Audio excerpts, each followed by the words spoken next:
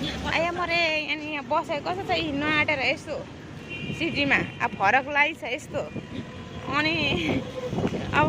यो नबस्न मिलेको छ न के हो त चप्पल हातमा पैसा कमाउन सजिलो रहेन रहेछ अनि जिन्दगी यस्तो छ ल्याङफ्याङ अनि कस्टमरले के भन्छ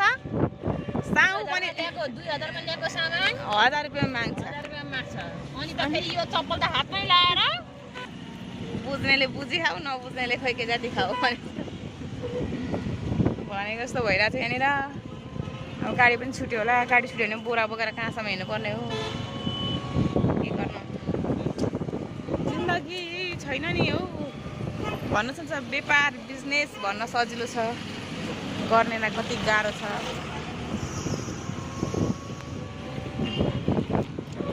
खुट्टा राख्ने ठाउँ नभएर यता माथि एउटा खुट्टा कहाँ छ खुट्टा चेपेर कहाँ छ एउटा खुट्टा कहाँ माथि कहाँ छ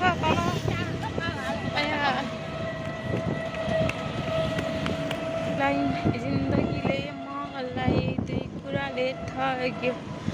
एउटा मेरो रूपले हो एउटा जागिरले